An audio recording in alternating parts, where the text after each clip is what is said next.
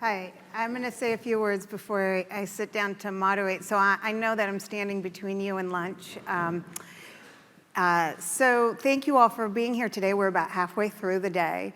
And they were my name is Karina. I'm one of the organizers of the event and also moderating this panel, and also a social scientist working in technology. And there were sort of two main underlying themes of the day that I hope are coming across to everybody today.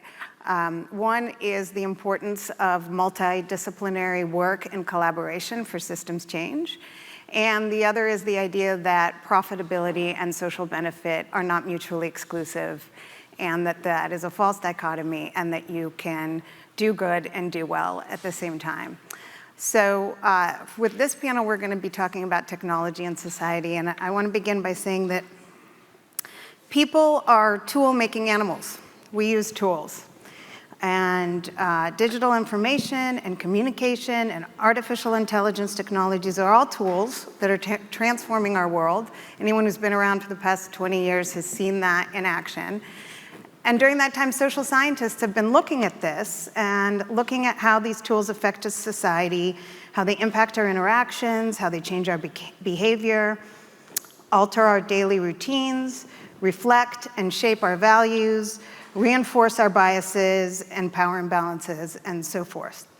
And most recently, the broader public and even industry seems to be becoming cognizant of the importance of thinking about these things.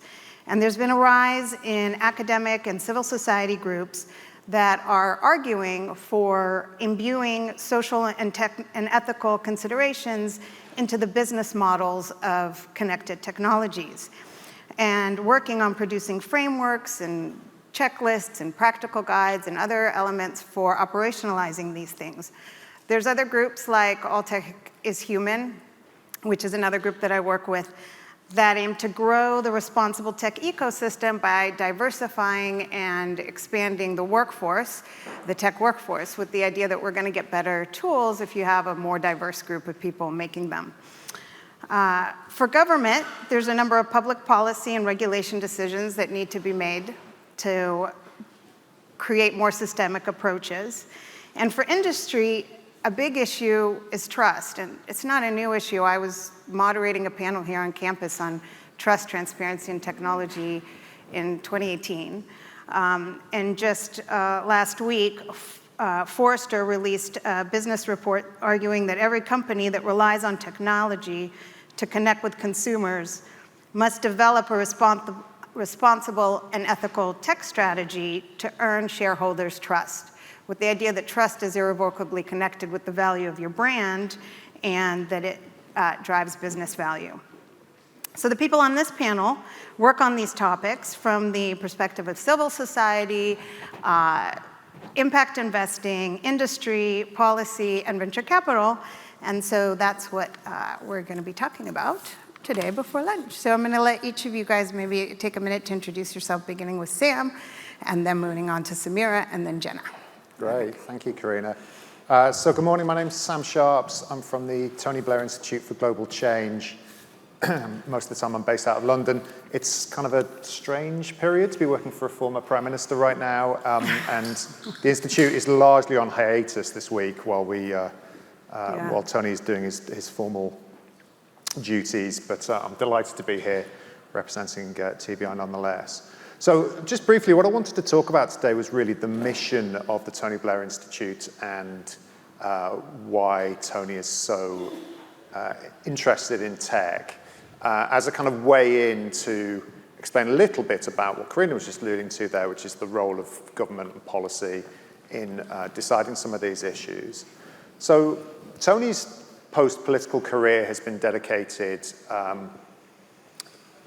in the main to attempting to deliver what he sees as the transformational power of government to improve people's lives, and the centrality of good governance to delivering prosperity and quality of life, all the things you're hearing about in the last presentation.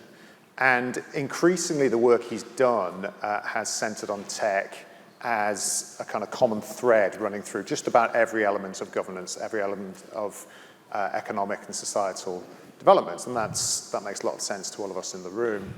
But Tony, in his candid moments, will say, well, when he became Prime Minister in the UK at the back end of the last century, he sort of wishes he understood more about the importance of tech and what tech was going to do in terms of its revolutionary power, so that he could harness it, respond to it more quickly. And that's the set of tools he wants to put in the hands of policymakers. So the Institute does essentially two things. It does hands-on advisory work with governments in Africa and beyond, and it does research and thought leadership policy work at a global level. It's in the latter that I work, but the two are incredibly closely connected. My diagnosis about where we're up to in terms of tech policy is that something has broken, something's gone kind of wrong. There was a time when I worked in government myself when senior political figures would fall over themselves and fight each other to have their photograph taken next to some Silicon Valley executive. Well, if you fast forward to now, they kind of in a bidding contest to see who can be meanest about Silicon Valley and who can seem toughest on tech. And both positions, both approaches were probably not right. And there's a more thoughtful and more constructive model that I think we can probably find in the middle. What's got in the way of that is the absence of a shared language, a shared understanding of the common good, and a shared understanding of what tech can do. I think there's always been a problem in the political world, much as anywhere else, that politicians get very excited in the short-term implications of tech. It arrives, it's slightly underwhelming, they get bored, they walk away, and then 5 years later they think, hang on, this thing has completely changed my society. And there's never been quite that understanding.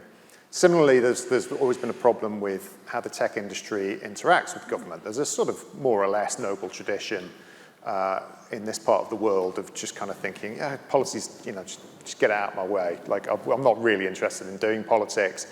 Our objectives should be to kind of eliminate or limit the impact of regulation on my business. Well, I don't think that's really sustainable.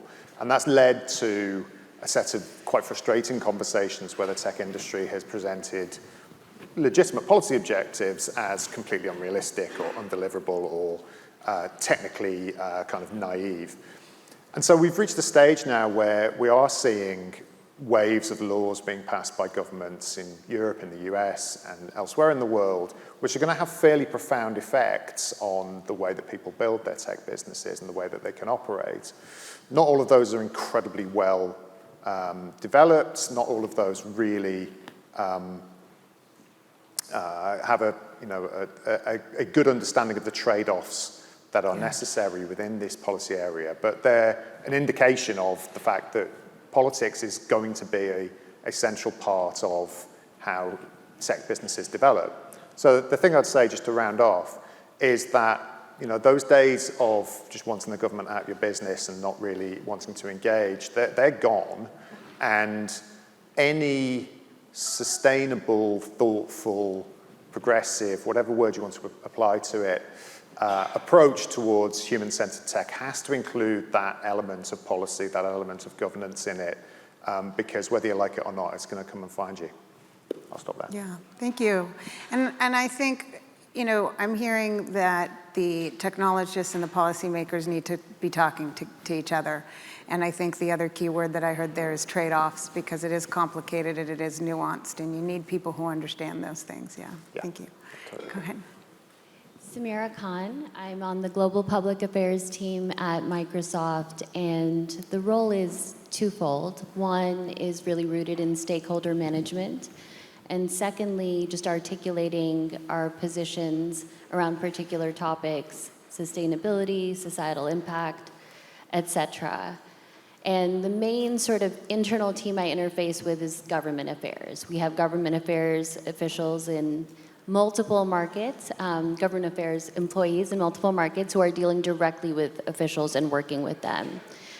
Prior to that, I was also at Microsoft on the AI and sustainability market development team, and that was a collaboration and partnership-focused team. So how can we work with particular local governments in the US, community organizations, and other corporations to stand up societal impact-focused programs? One of the first areas I worked on was digital skilling, but there were also plans with regards to working better with social enterprises and focusing more on sustainability as well. And prior to that, I was at Salesforce. I was on an impact innovation and ESG innovation focused team that lived in Salesforce.org, which was Salesforce's social enterprise. It is now combined with the main business. And the impact innovation team was really focused on working with our team that is working with intergovernmental organizations, that is doing sustainability reporting, so on the ESG side, working with our philanthropy teams, working with our ethical and humane use teams to really bring value creation to life and to articulate what that means in terms of impact, measurement, and management. So this is all to say, in the last 3 roles that I just described, there is a lot that goes into what it takes for a corporation to be able to articulate its position to become a purpose-led company and then to strategically execute on it.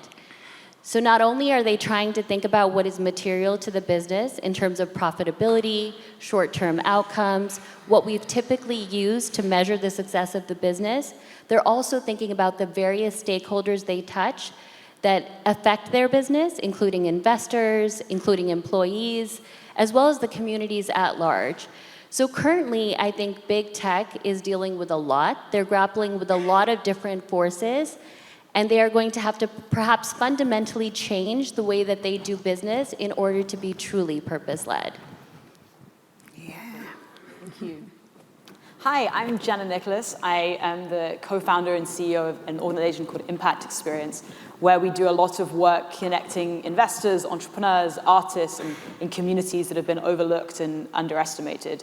And I also lead the early stage investing for a group called One Planet VC, where we invest into companies that are looking at contributing towards the betterment of the world, primarily tech companies, and then have some broader advisory roles. So Apollo, the private equity group, launched an impact fund about 1.5 years ago, and so I serve on their advisory committee. And a through line of my career, which has primarily been in the impact investing space, has really been looking at this intersection of how do we think about tech for good, and particularly how do we have a positive social impact but also generate financial returns at the same time. So it's great to be back here at Stanford. I did my undergrad and grad studies here and worked at the Calvert Funds, which is one of the pioneers in the impact investing space, to invest into socially responsible businesses and funds in a number of different areas. We're all looking at technology, whether it related to clean tech, education technology, financial inclusion, regenerative agriculture, and then worked with the World Bank Treasury with their green bonds team and helped to build a coalition of foundations that were divesting from fossil fuels and investing in new economy solutions. We just kept on seeing how disconnected so many of the funders and companies that we were working with were from the communities in which they were looking at investing in, and particularly to the point of this panel, the lack of necessarily always a human-centered approach to the decision-making processes. And so that was a big part of the inspiration for us for co-founding Impact Experience, was really how do we create intentional spaces that when corporations, family offices, foundations, investors are making decisions, that those are informed by the communities that are most impacted by those decisions, which I know has come up a number of times over the course of this conference. And so we work in places like southern West Virginia and Montgomery, Alabama, partnering with people in those communities as part of the process for delineating investment opportunities and broader partnerships, all with a focus around racial justice and the recognition that unless we acknowledge the systemic biases that have created how we've got to where we are right now, our ability to design solutions moving forward will be greatly limited as a result. And so as we think about designing technology in the intersection of ethics and impact and technology, the importance of both looking at the historical context of how we got here, and then also informing that by the decisions and the thought-making processes of communities that are most impacted by our decisions. We're working on a particular initiative right now with companies all looking at decarbonizing their bank deposits and retirement accounts with a focus on climate and racial equity. And we're working with some of the largest tech companies on this work, because when we think about also the role of technology, one of the really significant aspects is also the role of their financial supply chains. And so for many companies that have made net zero and broader climate commitments, the importance of also looking at the financial supply chains as part of that process. So we have a couple of events that we're organizing in Climate Week next week around this initiative. So really, really excited to be having this conversation today and excited to engage further. Thank you.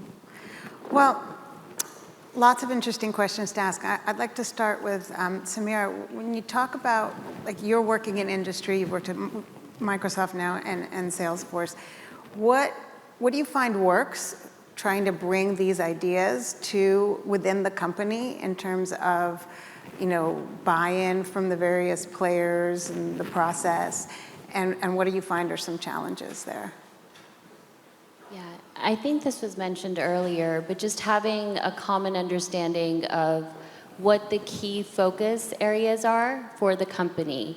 Like, I think there was a time when companies were trying to address multiple sustainable development goals, working in multiple countries, but I think some sense of depth and focus and a portfolio-based approach works very well, because it helps the company then strategically plan in terms of financial resources, human capital, even in terms of envisioning what the ultimate product or intellectual capital will be that results from engaging on a certain societal impact priority. So the same level of rigor that is applied to business and sales and building customers needs to be applied to the societal impact space, and not every company can do everything. With that said, I think there are some minimum thresholds as we think about ethical and humane use, as we think about human rights and where a company will and won't do business. And those also need to be defined, partly informed by legislation in the local markets, but I think the onus is also upon the company to develop their own positions that may be leading, that may go well beyond what legislation says today, because I find legislation to be a lagging indicator as opposed to a leading indicator. So I think that type of strategic alignment, that type of rigor works well. I think it is very difficult in companies that have been founded by particular leaders and are smaller or medium and are led by those leaders to change in certain domains, because a lot of the tone is set at the highest levels of leadership. So bringing the topmost leaders along is very, very important.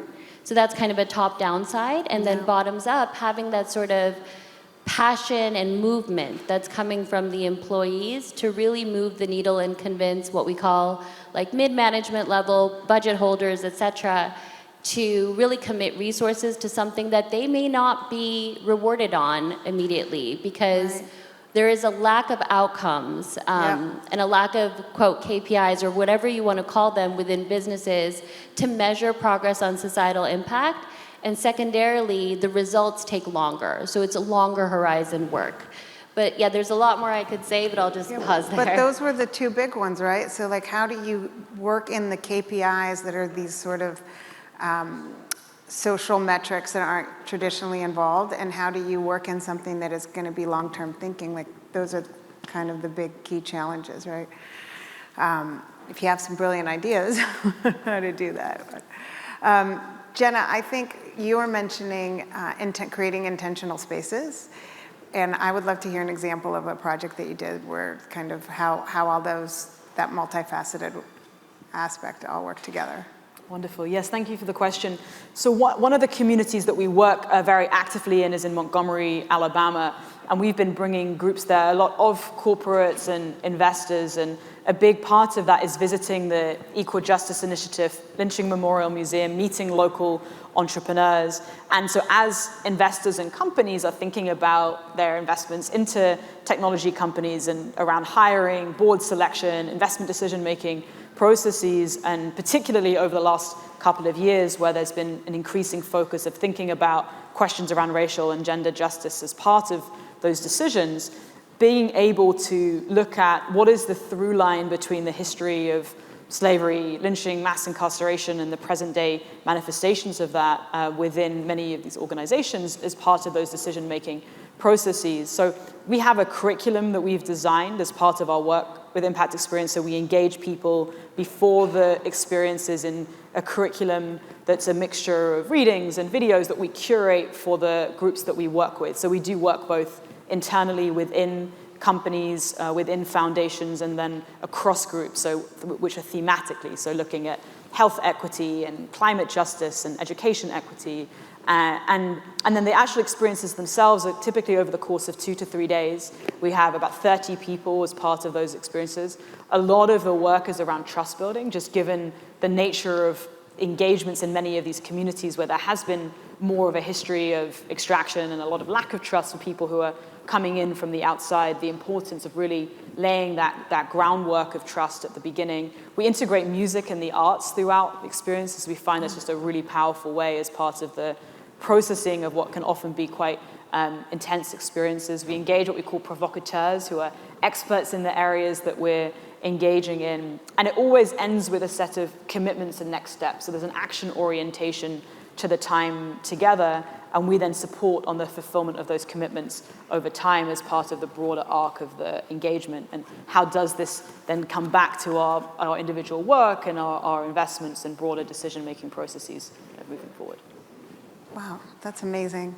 And how does all that sort of relate or tie back into the impact investment part of bigger, yeah? Yeah, so a big part of it is engaging investors in that process. Yeah. So as they are looking at, many of them will come out of these experiences and will make sort of commitments to allocating greater resources to women and people of color run businesses. And our work is within the broader arc of when we look at the investment ecosystem of the $69 trillion that are invested annually, less than 2% are into women and people of color run companies and funds. And so that's a really animating sort of question for us, is what are mechanisms for engaging people who are key decision makers? So we work with a group called Illumin Capital, which is an impact fund of funds. So being able to engage their fund managers and their investors as part of the sort of debiasing process is a really important aspect of it. And then just also personally, in terms of the investments, really thinking about some of these questions in the investments that we do into early stage companies as well.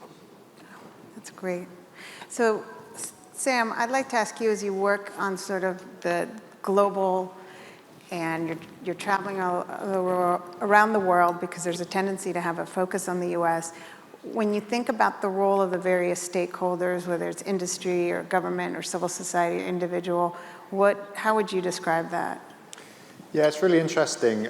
The work we do with governments very often highlights the kind of multifaceted role of the government itself. So our starting point when we work with governments very often is almost as government as a consumer of tech or as a purchaser of tech. So Tony's always very interested in how you modernize public services, how you make them affordable, how you can transform the relationship between the state and the individual through better application of technology and with data underpinning it. And so governments are extremely interested in that. But what they're also interested in is having an industrial policy, so being able to drive their own local tech that doesn't necessarily rely on big inward investors. They're interested in being a regulator of tech because they want to feel they have some control over it. And sometimes they're sort of conveners somewhere in the middle of all of those roles. And so getting that dialogue going is really important to us. And I think one of the things we always try to focus on is bringing together the policymakers and the change makers. So in other words, rather than allowing government to feel that it sits completely apart from the tech industry or from civil society or from anybody else who's got a stake in this, that there is one conversation going on, because that's the way in which we start to deliver some kind of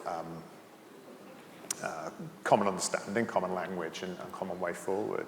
So just to pick up on one of the themes here, like one of the pieces of work we've done in Africa is around establishing investment into African tech startups, where there's massive potential. There's a huge amount of activity, particularly in the fintech space, but not exclusively, and where we've got some great case studies and some amazing examples going on. But the level of investment remains much lower than it does. It disproportionately goes to white male founders, who are, of course, a small minority of the population in Africa. And we try to look at some of the reasons why that might be. So I'm just getting the signal to speak really fast. Yeah. Essentially, that comes down not just to a kind of PR job and work with investors, but that's a governance question. What are the governance steps that governments can put in place to give the security and kind of baseline information to investors that they need? So I have one last question for each of you, and then I want to turn it to the audience, and then people can talk to us some more or go to lunch. That, you know, we spend a lot of time playing kind of like whack-a-mole with the problems that pop up. Fix this, then you fix that, and then so they're all complicated and multifaceted.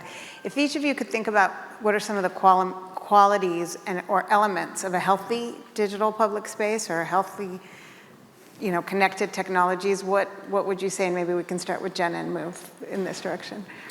I think one element is, the first word that came to mind was humility. Like, I think that so often... Humility. Yeah, yeah. I think so often, like, where we get into with this sort of bravado and is around ego, right? And I think that's a big part of a lot of the work that we do is like, how do we get back to a more humble way of like truly engaging in inquiry?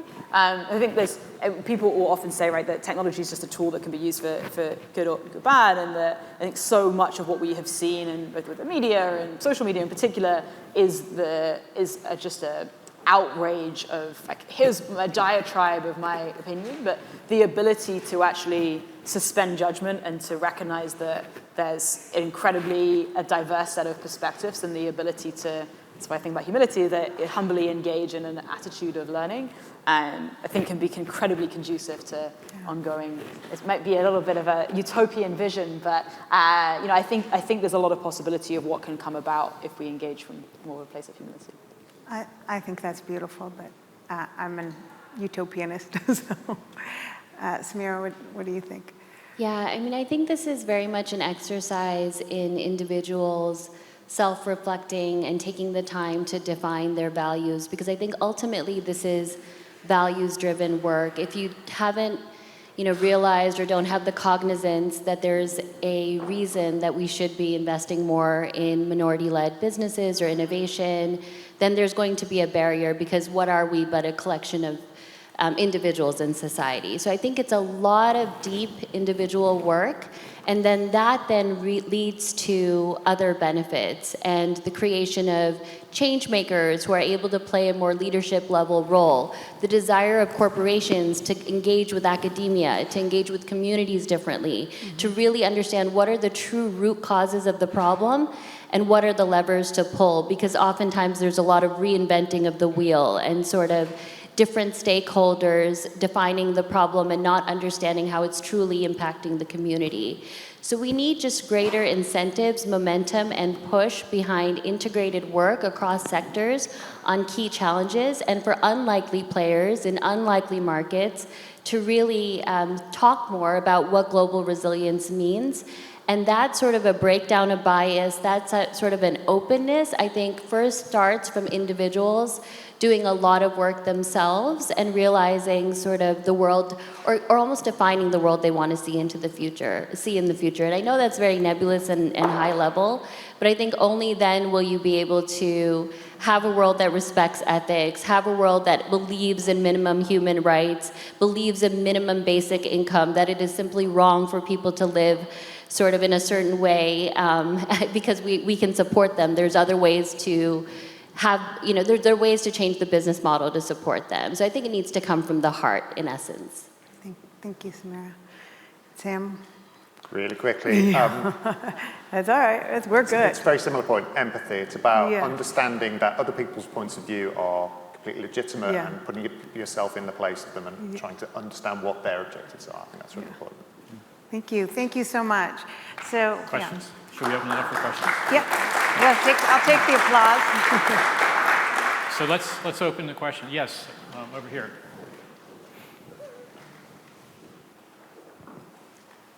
So sorry, not trying to ambush you, but why did it take so long for Microsoft to get out of Russia? Try to reconcile that. I with can't what you- speak for the company in that way, sorry. Okay. Next question. Jim DeSanto. Are you asking a question? No, okay. No, he's just standing up. Seen enough. Do we have any more questions? Or does everybody just want to Okay, go? so unless we have What? more questions, No? we're going to break for lunch. Wait, we have a question. Oh, there we are, yes. Sorry. You mentioned, or one of the questions was about the challenges. What I would also like to know, what are the best encounters you have had? What are the best experiences? Something like, I don't know, that you will say, hey, Nancy, I remember that day when black thing happened, and I feel that because of those moments, or because of that moment, I do what I do, and I will keep on doing it, like, I don't know, indefinitely, or... Is there any of those, like, do you have those moments, or? I could give a quick response. It's actually related somewhat to what was asked earlier. I think it's incredible how different companies have come together to support Ukraine very quickly. I mean, market level decisions, policy level decisions, multiple sort of companies, countries coming together. I actually thought it was pretty agile. Industry moved very quickly. I can share. I think it's just seeing the growth of impact investors over the last 10 years, having worked in this space. I mean, we're here with many family offices, I think with the intergenerational wealth transfer that's taking place and more interest from the next generation in investing in more innovative ways and really sort of looking at opportunities where it's not just about maximizing financial returns, but also thinking about the social and environmental impact, having more of the traditional financial institutions entering into the impact investing space and more people who are graduating from schools like Stanford and others that really wanting to pursue careers that are really aligned with their values. So I think seeing that sort of systemic shift has been really encouraging. So just really quickly, yeah, in a setting go a ahead. little bit Yeah. like this, a couple of weeks back, I got to moderate a conversation with the Rwandan ICT minister.